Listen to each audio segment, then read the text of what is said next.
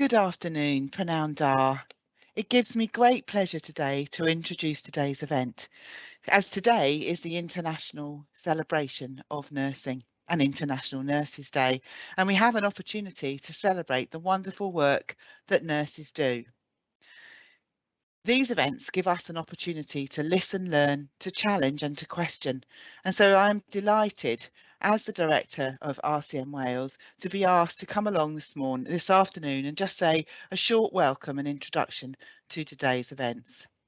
I'm really pleased to announce that our guest speaker for today is a Fellow of the Royal College of Nursing since 2014, Professor Brendan McCormack. And in fact, he's someone who's certainly been an icon and a mentor in my career, and I've read many of his writings. This is his penultimate engagement before he takes up a new post in Sydney, Australia. So we look forward to continuing our partnership across the seas as he starts his new role in the other side of the world. I'm now going to hand over to Richard Jones, the chair of RCN Wales, who will do a little more introductions, and I hope that you all have a really good event. Thank you very much. Diolch yn fawr iawn. Thank you so much, Helen, and as chair of the RCN Wales board, I'm absolutely delighted to join you today as we celebrate International Nurses Day. It is my great pleasure to introduce Professor Brendan McCormack, who is currently head of the Division of Nursing and Occupational and Arts Therapies and the Associate Director for the Centre for Person-Centred Practice Research at Edinburgh University. That's a long title, Brenda. Today, Brendan is going to talk to us about leading and facilitating healthful cultures, being sympathetically present as a leader. In my view, the need for cultures that enable effective, collaborative and inclusive relationship has never been more important in nursing than it is currently. The recent Ockenden review has exposed the continuing existence of workplace cultures that are inconducive to effective patient care and outcomes. A person-centred leadership approach will be explored, focusing on how healthful cultures enable effective relationships to be developed for all persons. The need for leaders to sympathetically present is paramount in achieving this, and I'm so looking forward to hearing from Brendan. So enough from me, and it's over to you, Brendan. Thank you very much, Richard, and thank you for that very generous and very kind introduction. And I know we've known each other a long time through the Royal College of Nursing, so it's lovely to see you and other colleagues again. I was delighted to be made a fellow of the RCN, an organisation I'm very proud of, back in 2014. So thank you so much for inviting me to do this talk today on this very special occasion as on International Nurses Day. I should just point out I'm not actually at Edinburgh University, I'm at the other university of Queen Margaret University, but I'm only saying that so Edinburgh don't get annoyed that they don't have me. So, I've got about 30, 40 minutes or so to talk about, as Richard said, about leadership and facilitating healthful cultures, and particularly about the role of the leader in operating as a person-centered leader. And this is something I'm really quite passionate about and have been engaged in work around this area for over 30 years, and is the work that really has led to my fellowship with the Royal College of Nursing, and something I'm still very passionate about and taking with me as I head south to the other side of the world to continue to globally develop this kind of work. You'll hear me saying next slide because I've not got control of my own slides, so that hopefully will be okay. So what I want to do in this presentation is raise some issues about us as a nursing profession and where we're at around some of these issues around culture and leadership and effectiveness, and I hope be slightly provocative and challenging so that we can engage then in some meaningful conversation about these issues, because I think my perspective is always that unless we talk about these things, then we never actually really get to the bottom of them. And so having some honest conversations in what I refer to as brave spaces is a really important thing, and I will refer to that as I talk. I'll have my next slide. So I just wanted to kick off with a quote from this wonderful book. If you haven't read this book, then I would really encourage you to do so. It's by the artist Charlie Mackesy, who you may have seen. It's everywhere. It's a very easy book to read. It's mostly illustrations, but with some wonderful philosophical quotes, and it's called The Boy, the Mole, the Fox and the Horse, and it's a beautiful, beautiful book. There is also a community that Charlie runs as a Facebook group that I'm a member of, where you continue to kind of engage in these kind of wonderful philosophical, creative conversations. But one of the quotes that really stood out for me when reading this book a couple of years ago is this thing, a quote of, "I wonder if there's a school of unlearning." And so much for me about education, and has been the whole of my nursing career actually, with a focus on facilitation, has been about unlearning things, because so much of what we do is kind of stuck, and it's things that we have learned but actually aren't serving us well, but we continue to do them. And actually what we need to be doing is helping people to unlearn some of these practices and ways of being in order to find something else to replace them with. So I just want you to think about that in terms of your own unlearning and what it is we all might need to unlearn to be more effective as person-centered leaders. Next slide. One of my other influences, and this is again perhaps being very provocative, is the great work, it actually was his first book, by Sam Conniff. Sam Conniff Allende is his full name. And Sam Conniff wrote this great book that was published in 2018. It was his first book actually, called Be More Pirate. In this book, Sam challenges us to think about the rules we follow in life, and to think about whether those rules actually help us, or whether we are just blindly following them and that they're getting in our way. In this work, Conniff draws on an analysis of the history of pirates, and kind of uses kind of some of the great pirates in mythology and real, to look at how they managed to create kind of the cultures that they did. And the core strategy that they used was not to follow the rules, but to actually break the rules, and to know that they were breaking the rules. And so the challenge for all of us, and what Conniff argues, is that the pirates were actually transformational change agents, that they didn't follow the rules, and in doing so, they were able to bring about significant change because they were not prepared to just be told what to do. And for me, this really resonates with me in nursing, because I believe that our healthcare system, and actually nursing in particular, is absolutely chock-a-block with stupid rules. We often blindly follow them unquestioningly, and that unquestioning of these rules leads us into places that we really shouldn't be in, and that actually leads to a lot of the practices that people end up getting challenged about, going on to being reprimanded about, and all of those negative behaviors that then follow. I have to say, I've made a career out of not following rules, so I'm very comfortable with this perspective. And of challenging them, and higher education, no more than anywhere, is just stashed to the hilt with stupid rules. So I would really ask you to think about these rules, because when we start to move into thinking about how do we actually create these cultures, we really as leaders have to question a lot of these rules that are placed in our way and that are not serving us well in terms of bringing about the kinds of culture change that we need to bring. Next slide.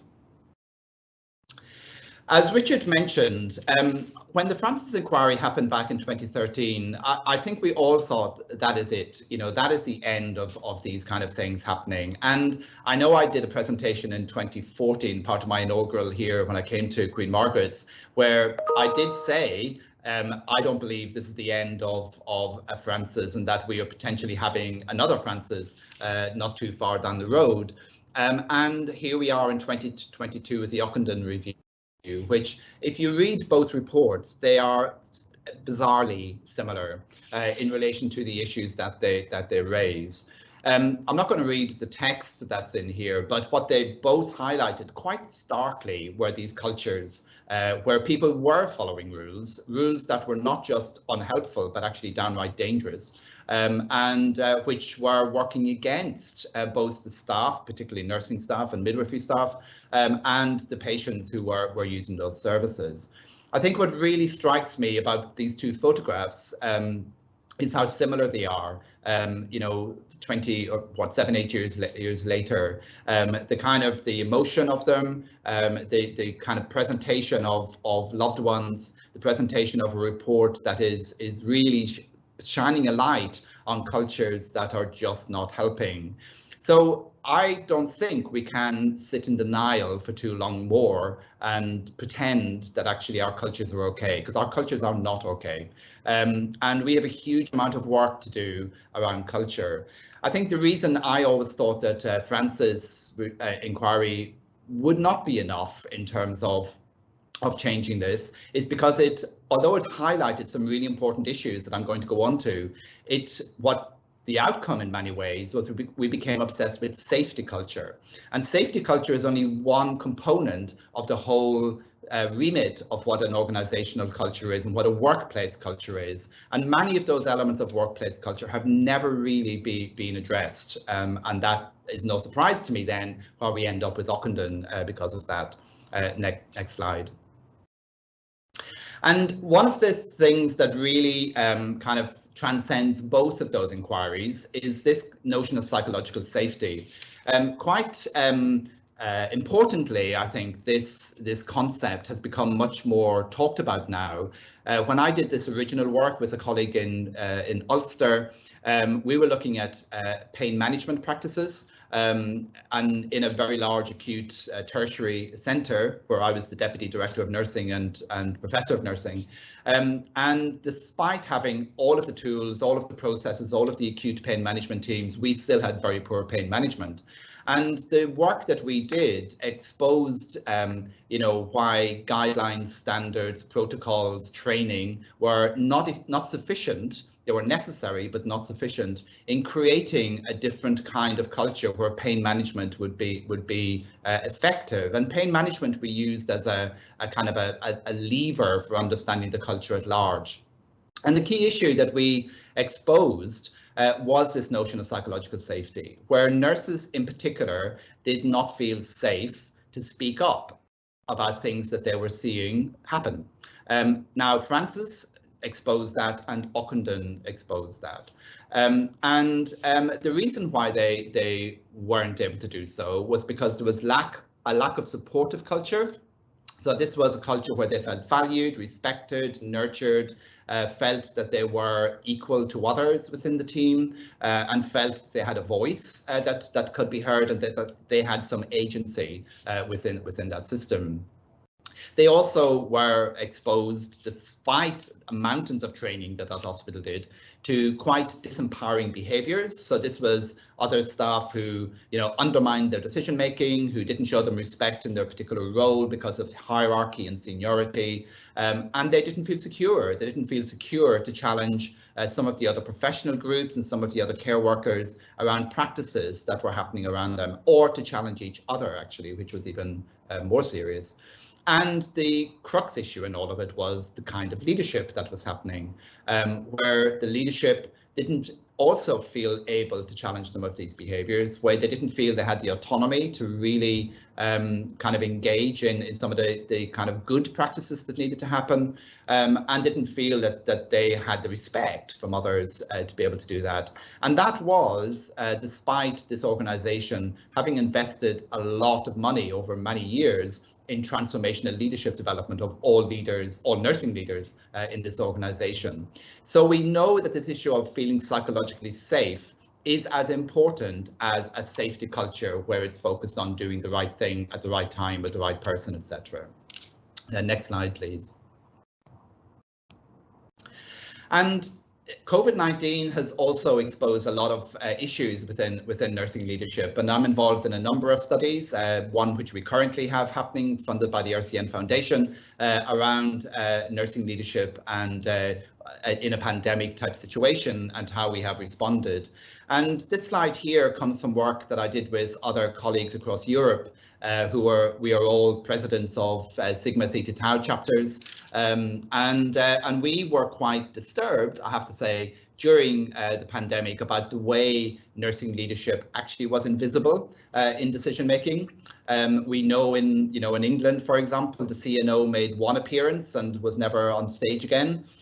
In Scotland, we had a kind of leadership that became very transactional, and we saw that being replicated around the world. And that's not to accord blame on anybody, but it started to raise questions for us about where does nursing leadership really sit in terms of holding these kind of cultures that we really want. And so we identified from that work 4 key objectives, strategic objectives that need to happen if nursing leadership is really going to own this space and really drive it forward. And I think what we were quite, taken by and feel very strongly about is that we as a nursing community have got to really harness our collective intelligence, our wisdom, and our intellectual capital to really build a kind of nursing leadership that does help us to create these kind of cultures on the ground every day, and that we can't just rely on kind of external models to help us to do that. We have really got to own that space ourselves. Next slide, please. And also, we know that in terms of culture, there is a great focus. If we take this thing of psychological safety, the nursing leadership needing to be quite strategic and directed, we know from a lot of work around culture that there is a huge difference between organizational culture and what we call in our work workplace culture. And that workplace culture can often be very different from the espoused organizational culture. And the work of Plesk really helps us to understand this, because what Plesk argues is that in a workplace, whilst we might have lots of clear structures and clear processes, and again, that's what Francis really focused heavily on, that what really shapes the culture are patterns, and patterns aren't written down. They're often unspoken. They exist between teams. They exist in people, and we engage in them, but we may not talk about them. And in Plesk's work, which we have replicated in our research a number of times, actually, these 5 key patterns appear and reappear time after time after time. And you cannot change these by sending people on leadership training courses. They happen through engagement, through safe spaces where people can talk to each other as equals. They happen through facilitated conversation, through facilitated engagements, through a space where people feel safe to be able to be authentic and real as persons within those settings. You can go to the next slide. The coronavirus pandemic, I think, really kind of exposed some of that and gave us a challenge, actually, and a really important challenge, that we need to move from a system that Otto Scharmer described as an ego-based system, and so much leadership is about ego and is about how do we manage ego, control ego, build ego. It's very ego-based, and I mean that psychologically, not as an insult. And what Scharmer argues, which I have passionately believed in for many years, is that we have to move to more of an eco-based system, a system that is about general responsibility, where we are focused on presence and compassion and being grounded with each other as persons, and not just about transaction and driving change and all of that kind of language. Next slide, please. And so for me, that is emulated within a person-centered culture. I'm not going to spend much time talking about this because I know I've got a limited amount of time, but we cannot talk about person-centered care and put nurses in some invidious positions where they are required to provide person-centered care on a continuous basis if they do not work in a person-centered culture. And nurses have got to experience those same values that we espouse for patients themselves if they are going to provide that care. And that is a fundamental moral position. It's not just something that's a nice thing to do. It's a moral position of nursing that we have got to hold on to. And so we describe that as a healthful culture, a culture where relationships are key, where our focus is on helping everyone to flourish, where flourishing means being able to do the right thing, to be the best that I can be. It is very much based on values that are about mutual respect, the ability to self-determine my own destiny, where we facilitate people to empower themselves, and where we are continuously engaged in a dialogical process where we can engage in quality processes. And so that culture in our work is absolutely key if we are going to address some of those issues that I have presented earlier. Next slide, please. In our person-centered practice framework, which we are amazed with the way that has grown globally, which is now translated in, I think it's about 16 languages actually, but is used all around the world. For us, the core outcome from developing person-centered practices is about creating a healthful culture, that is what we are driven towards and what we are needing to do. And we have developed a number of tools and processes for evaluating that culture, both in its transition, but also to see and to help teams understand if it exists and how much of it exists and how it actually works. And next slide, please. So a healthful culture is about nurses and everyone else being able to live a positive life, to embrace all the dimensions of our being. I'm of a vintage, and I'm sure there are others on this webinar also, who were told, you know, to leave your personal life at home when you came to work, which actually, you know, is quite traumatizing to think that that's what we expect of people. Because how do we expect people to engage with another human being as a person if we're leaving half of us outside the door? Because we are whole persons. We come into that space where we are providing care, providing a service as a whole person, and all of me is present. And so a person-centered culture, a healthful culture, is about embracing all dimensions of our being and working with that, not trying to pretend we're something we're not trying to you know, hold things outside that are affecting my decision making and affecting the way I connect with another person. And I was really, I mean, I've been driven by this agenda for over 30 years, but I was really kind of brought this home to me a couple of years ago when I was watching a London documentary about care in care homes in London. And it was so brilliant example of this because it had a matron talking about person-centered care of the residents and all those lovely things. And then they interviewed a care worker who, you know, was a single parent, lived in accommodation that was not fit for purpose. She didn't eat every other day so she could feed her son. She was conscious that she had to leave her son on his own sometimes because the shift pattern didn't allow her to provide care. And yet she was expected to go into that care home day after day and provide person-centered care. For me, that's immoral. And as a profession, we cannot allow those things to happen. And so a person-centered leader for me is as concerned about that care worker's personal life and their ability to provide care as they are about what happens to the residents themselves. And I hope that helps to illustrate what I mean by being a person-centered leader as opposed to being a different kind of leader. Next slide, please.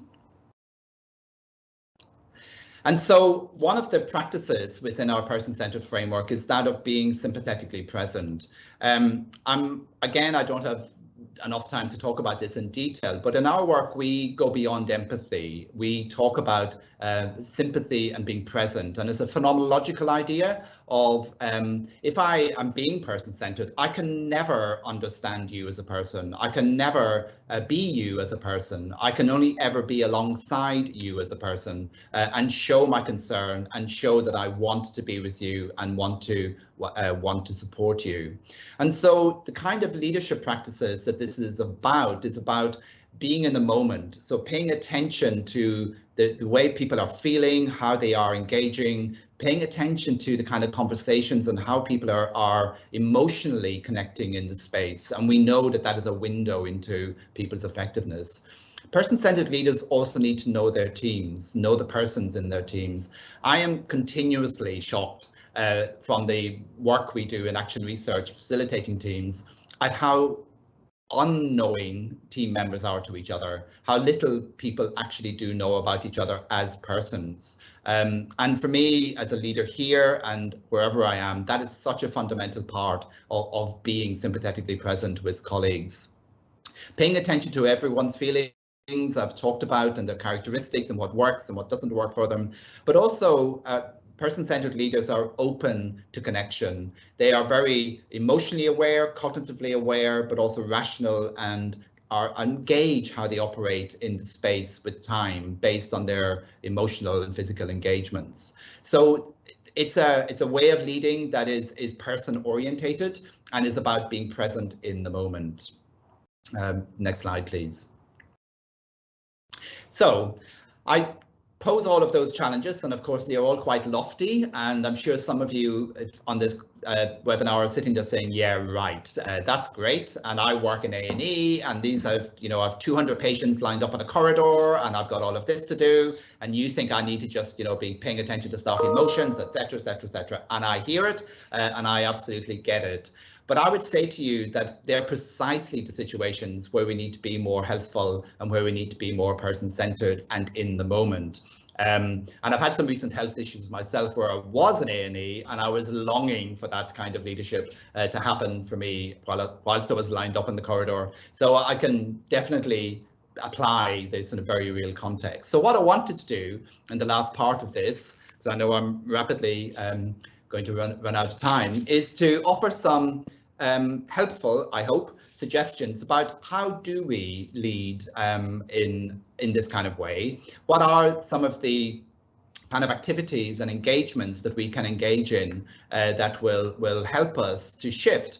And I'm not suggesting that we have to abandon everything we know about leadership or abandon, unlearn everything, but I am suggesting that we need to overlay our practices with some of these ways of being, but also to unlearn some of our practices and be a bit more pirate if we are going to engage differently as leaders and create these kind of cultures. Next slide.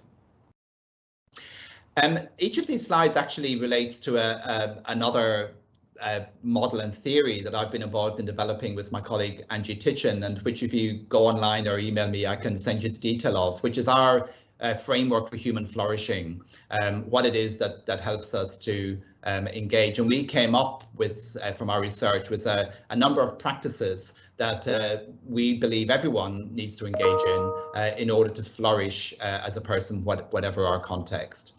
So in terms of leading, the first question I would pose to you is, what do you foreground and background in your practice?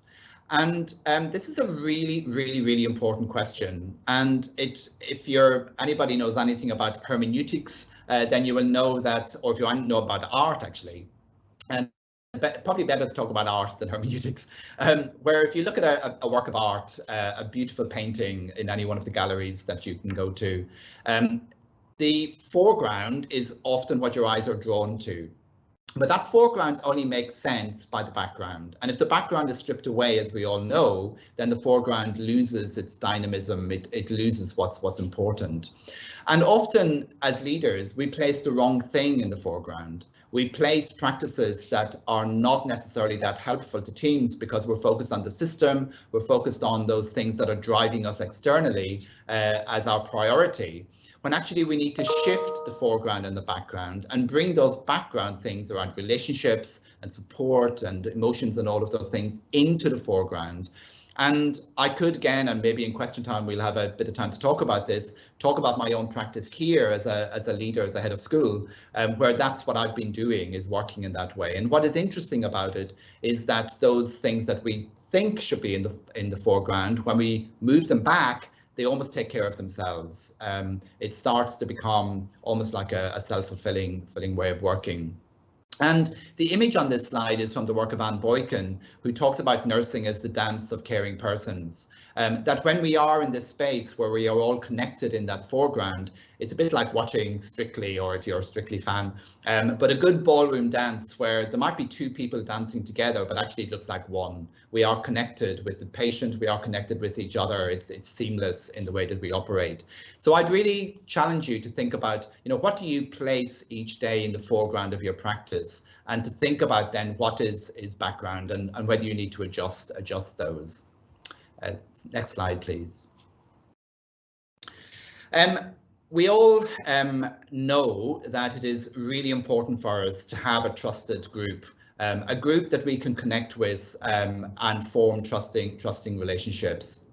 And one of my colleagues in Norway that I've worked with a lot is the amazing nurse philosopher Kari Martinsen.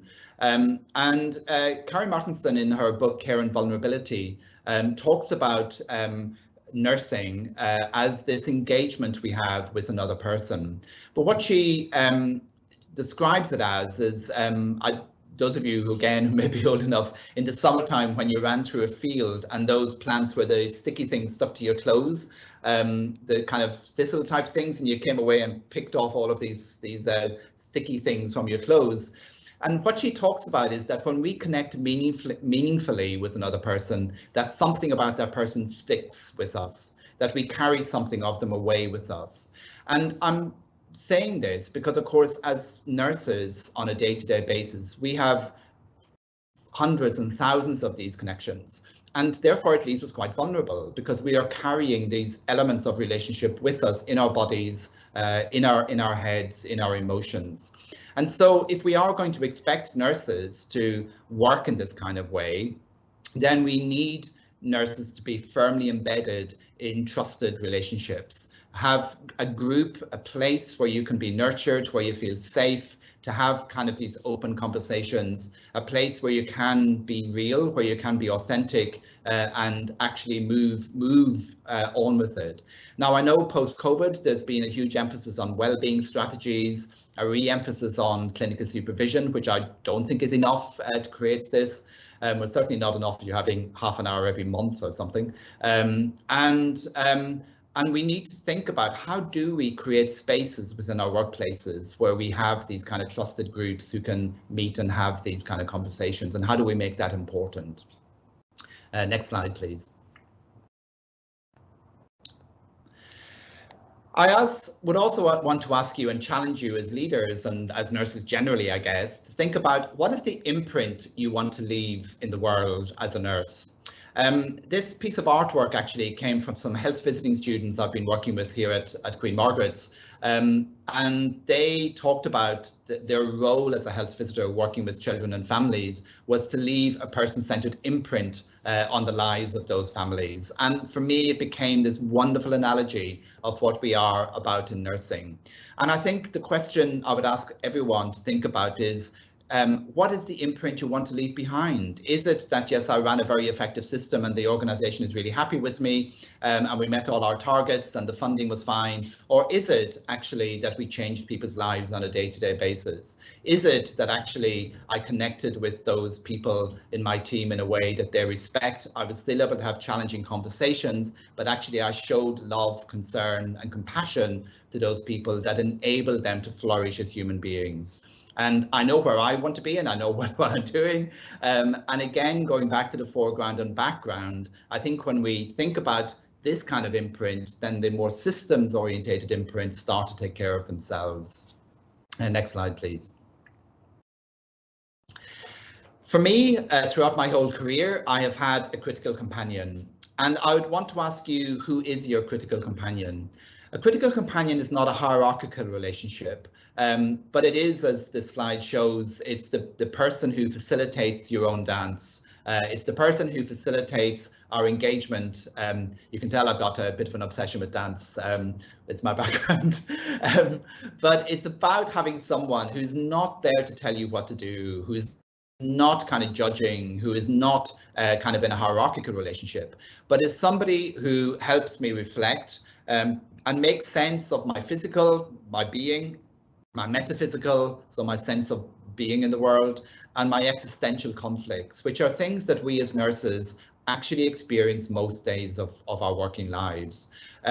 So do you have that kind of critical companion, not necessarily as a senior person, but anyone who is helping you make sense of that? Because again, as leaders, if we are expecting these ways of being and doing, then we need that kind of support network in place for us to be able to make that happen. Next slide.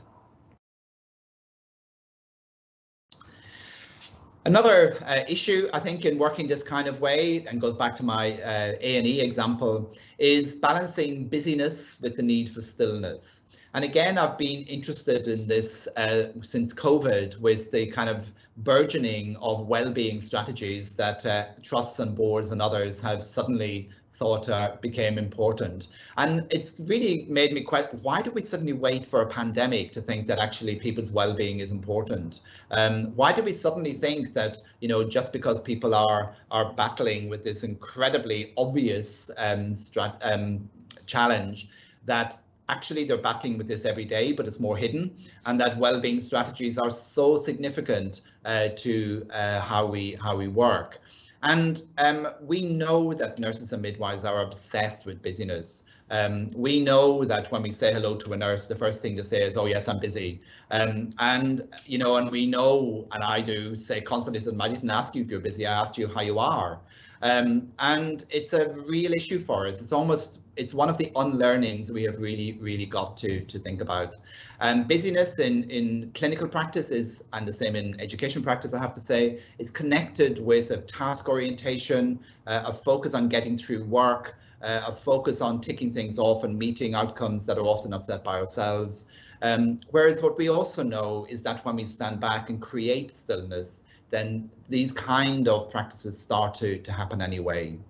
And it's so important that we are able to do that. And as leaders, I think we have a huge responsibility to create stillness rather than just keep focusing on the busyness.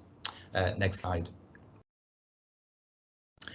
I would also encourage you to think about what is your model of practice. One of my greatest sadnesses, I guess, in nursing is the way that we have abandoned nursing theory. And I know we could have another endless debate about that. And I'm not saying that nursing theory has always served us well, but actually we are a profession. We have a body of knowledge. We have theories that guide our practice. And we need to be clear about what those theories are. I get very concerned when I'm working with teams that they don't have any kind of theoretical perspective guiding their practice. And again, I'm not saying you have to use any one of these theories, but if you are espousing in your organization person-centeredness, then you should be trying to theoretically frame that in some way that helps people to understand where they are being effective in that person-centeredness and where they're not being effective in that person-centeredness, and to really understand what it is we need to target in terms of development. Next slide, please. How does our leadership practice connect with our engagement? So this is really kind of summing up all of what I've been saying, actually. So one of my doctoral candidates, Sean Cardiff, who's based in the Netherlands, developed really the first model, the first framework of person-centered leadership in his PhD work.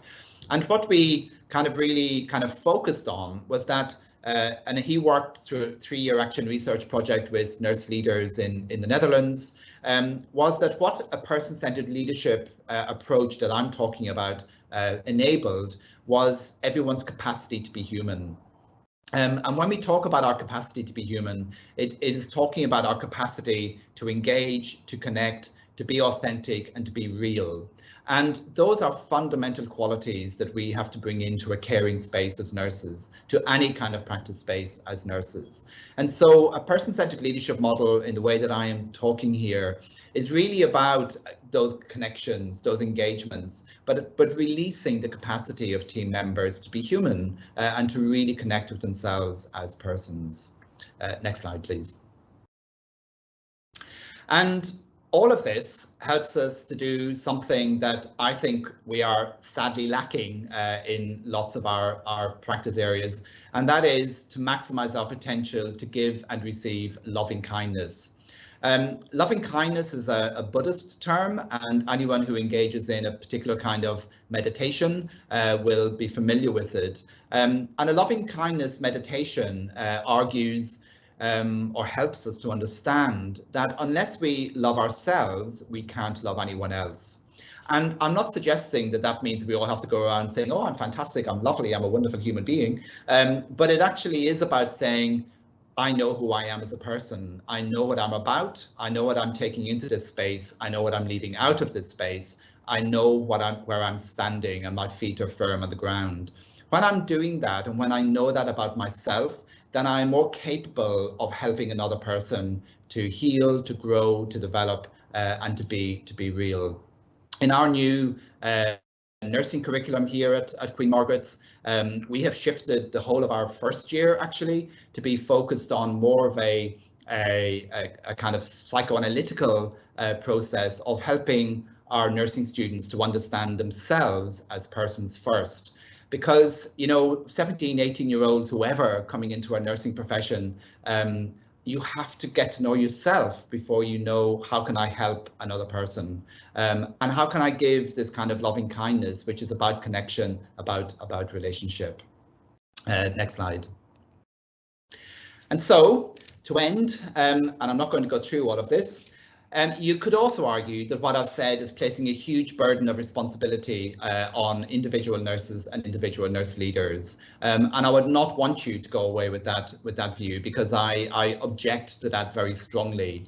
I object very strongly to the resilience language, and you know, nurses need to be more resilient in these unhealthful cultures and to be able to work with them, and I think it's language we should not be using in that context.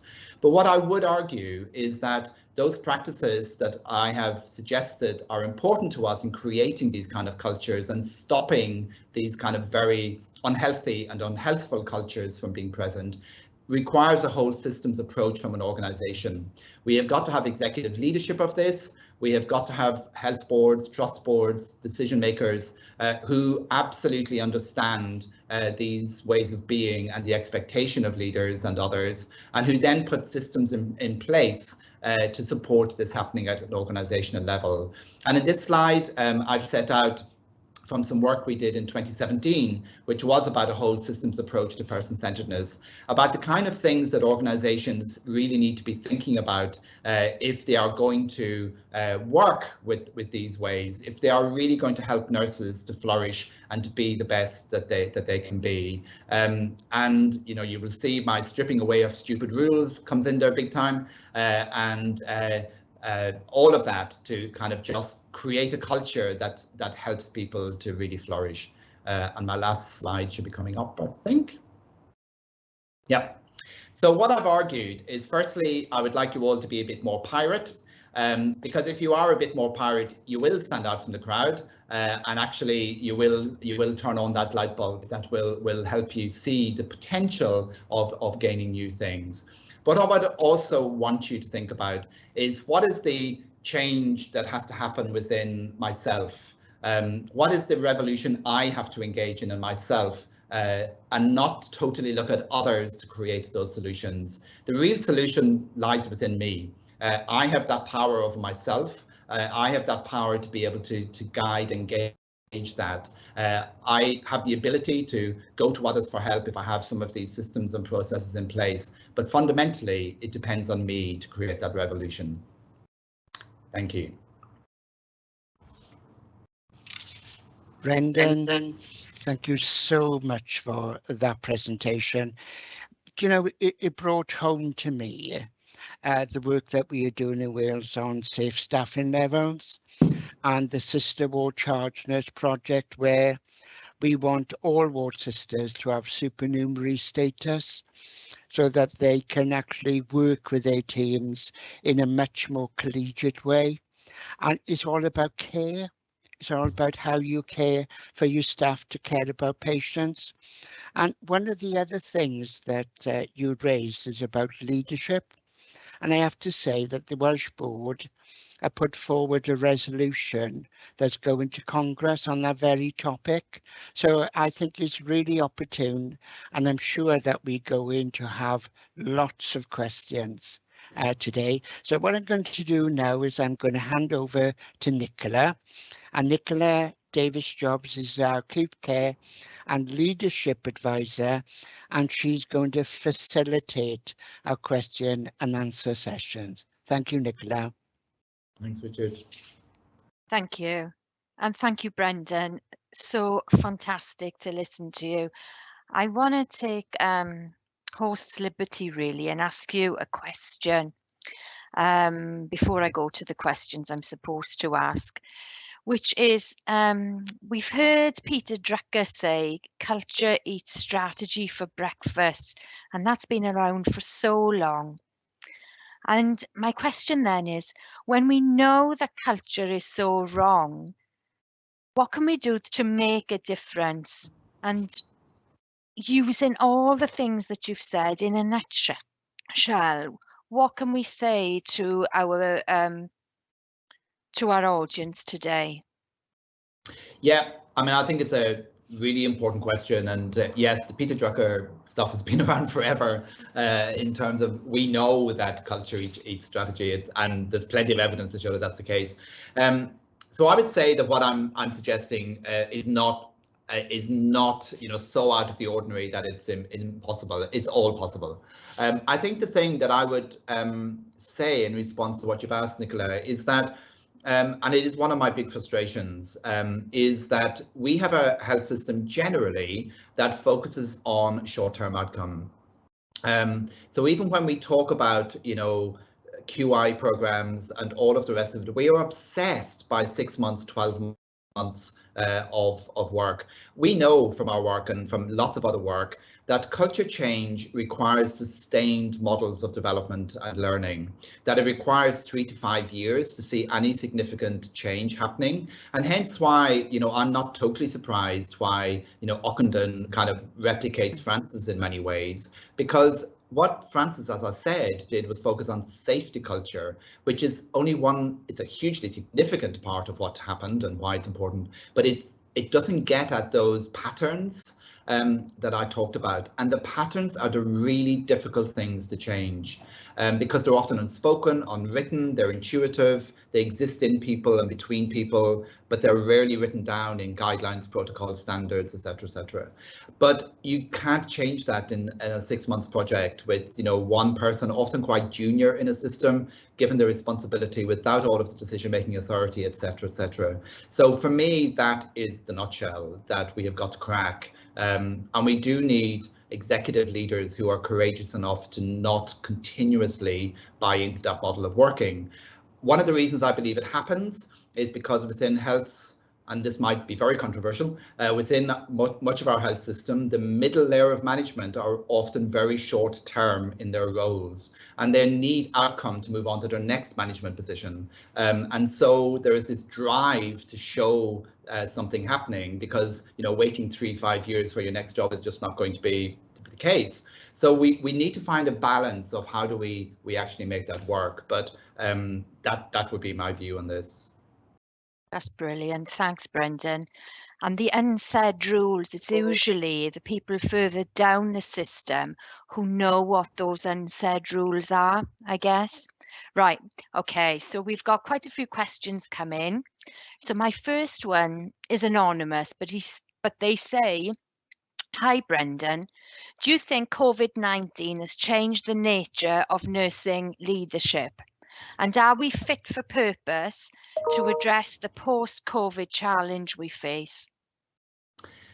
Yeah, brilliant question, and one I'm right up to my neck in, I think, both in terms of my own work and my research, but also conversations I'm having with people.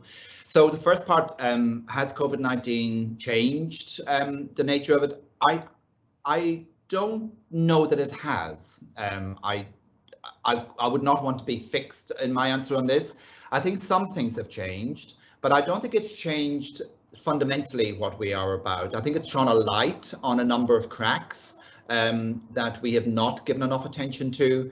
So I've been involved for throughout the whole of the COVID pandemic, actually, in a project in Denmark. I've got a chair at a university in Denmark and with one of the health providers there. So my chair is with the health provider mainly, where we've been running a series of evaluations over the 2 years of the pandemic with, I hate the phrase, frontline staff.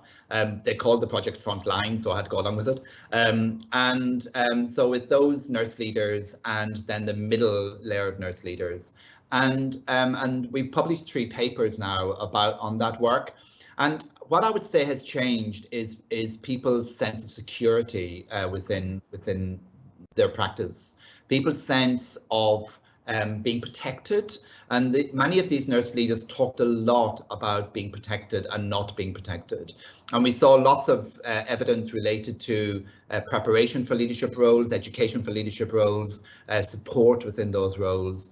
And in our own work that we're doing here, funded by the RCN Foundation, and that's going to be reported at Congress actually, the issue of visibility has come up massively. Both in our quantitative data, but also in the qualitative data. So I don't think it's changed the nature of things fundamentally, but I think it has exposed some real cracks in the way that we support each other. So that kind of safe space, those kind of places that I've talked about, that they just don't exist, and that's a real issue for us. The second part I've forgotten. What was it?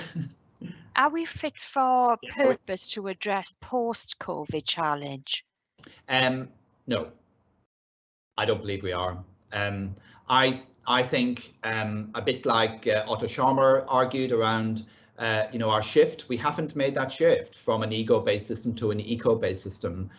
We have bits and pieces, but we haven't fundamentally considered what would that look like for us as a profession. And I believe it looks very, very different from what we have now at all layers of nursing.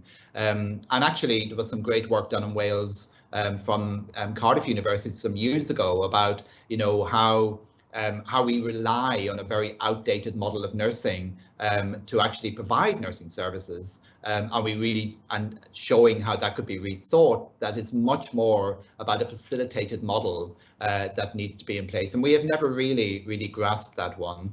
And I think we really have to right now. And that was the impetus behind the work we did as a group of Sigma leaders. To say, if we're going to do nothing, we need to do these 4 things to actually really get hold of this agenda. Thank you. I've got a very fun one now for you, Brendan. It's from Pam Penman, who's one of our advisors, and she says, can you give an example of your practice when you threw away a stupid rule and what happened? I love it. You probably should ask my boss this here right now, actually. I had a bit of a leaving do at lunchtime yesterday where she gave a long list of all of the rules that I've broken. So, and I didn't even know some of them I had broken, so that was even more of a surprise. So, yeah, I could get, so one of them, and this is a stupid rule, is so when I came here to Queen Margaret's, there was a rule that a head of division, which is me, head of school, has to chair all the exam boards, because of course, like why? But because I'm the only one who knows anything about governance, I'm the only one who knows anything about the rules. And I'm thinking I am the one who least knows about these governance and rules, because actually it's the lecturers and program leaders who are working with them every day. So I thought, how do I do this? Because I knew the quality and governance people were not for moving. So we had our first exam board, and it was our nursing exam board. I didn't say I wasn't going to chair it, but the program leader chaired it instead. Well, I thought firstly that the secretary from the quality and governance team was going to have a heart attack on the moment in the room. And I sat in the background and kind of just supported the program leader. And then I sent the quality secretary a message saying it's all fine, nothing's going to happen, nobody's going to die, and we will go through the process and we'll follow it. Now, 5 years later, I chair one exam board a year. And we have about, 18 of them in different programs, and they're all chaired by program leaders. And the big eureka was this year that has been implemented right across the university. So yeah. Brilliant. That's really great. Yes, I love a rule breaker. That's fab. I'm going to ask the next 2 questions together because I think they fit together. So, Anonymous asks us how you reset culture, and another Anonymous says the challenges of creating such as culture are described seems a bit overwhelming. So where do you start, and could you give us some tips, please? So I think that's about resetting culture, and how do you suggest that people reset culture? Yeah. Great questions.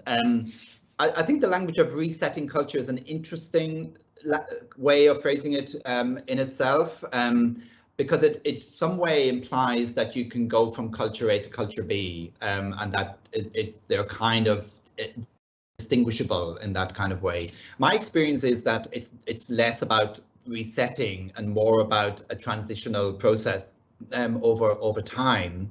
But I think the language of resetting also is important, particularly as leaders, as the questioners are asking, because I think the reset is about me as a role model.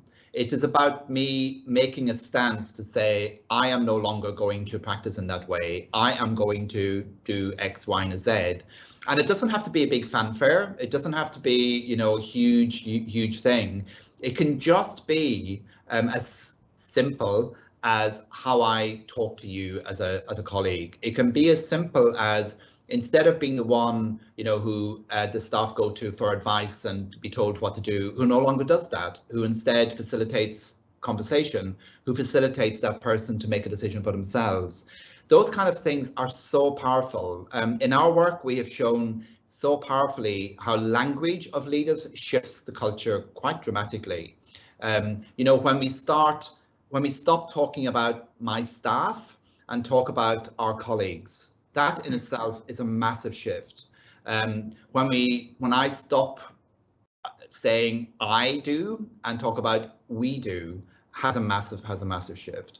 So those kind of things are resetting moments, and they are very, very powerful. And it's like my last slide, but it requires the revolution to happen in me to say, you know what, I am not going to do that anymore. This is what I am going to do. And then it starts to take on a kind of a rolling, it's a bit like a stone going down the hill. In relation to the practice, I think I would go back to the kind of suggested practices that I think people should be engaging in and should be learning to develop. And it doesn't matter which one you choose to start with. It really, really doesn't matter. Because once you start to say, you know, ask questions about, well, what is the theory that guides our practice here? Or how do I support staff better to feel that they are being looked after, to feel that they're flourishing? If I, you know, put some flip charts up in our lounge and say, well, what does it mean for you to flourish in this unit? Then you've started a process, you've started a dialogue. And then the next thing is to really create some safe spaces where people can talk openly.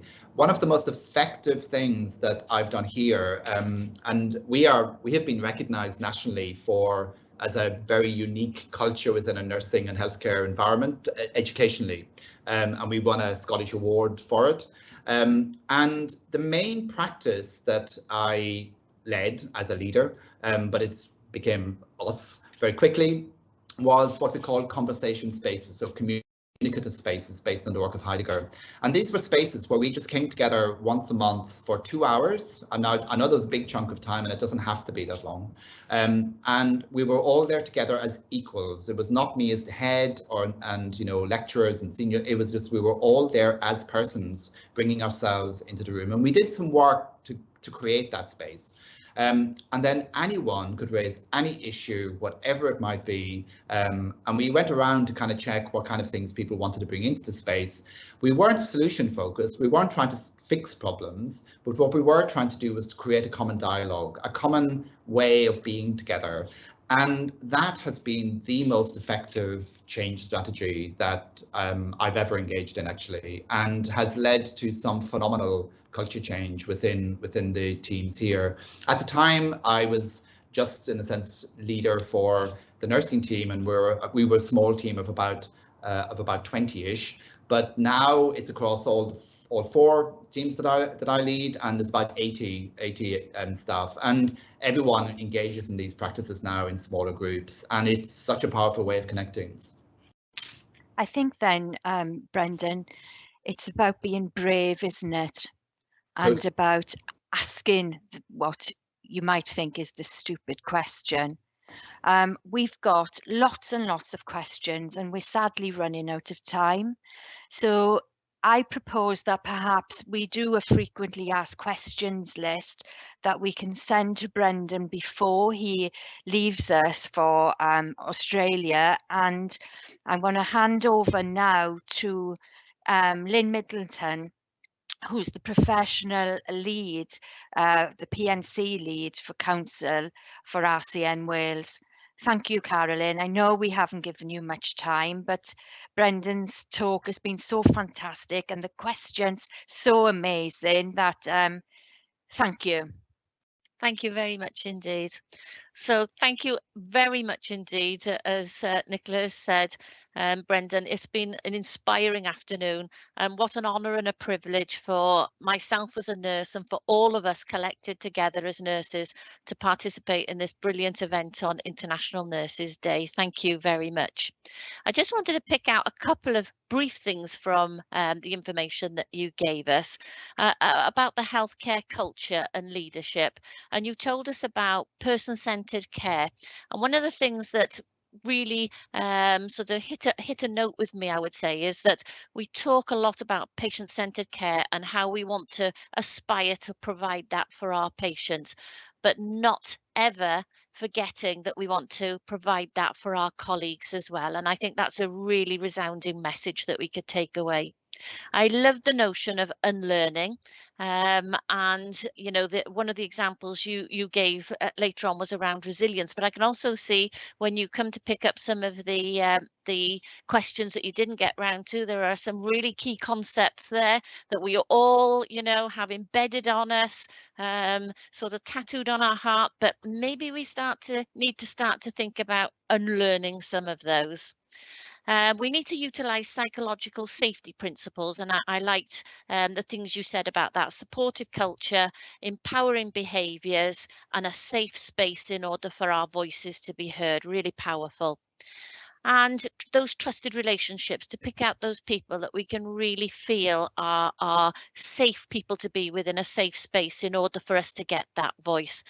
So they were really impactful. And you talked about leaving a legacy, and I guess a legacy that I would like to just sort of ask all of our delegates here today.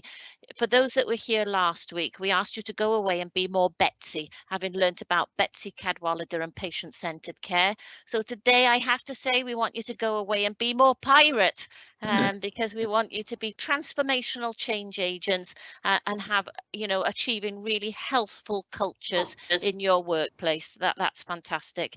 Just very quickly, please don't forget that we have more leadership sessions over the next couple of weeks. Next week's session being Dr. Denise Schaefer, that's got the RCN president, that's going to talk about insights into resilience and well-being. We'll put the details in the chat bar, and we'll also put details. Don't forget to nominate for Nurse of the Year. We want some of those aspiring, fantastic people that you work with. Put their nominations forward for us to consider. So thank you all for a wonderful, wonderful hour. It feels longer than that, but for an hour it's been marvelous. Thank you.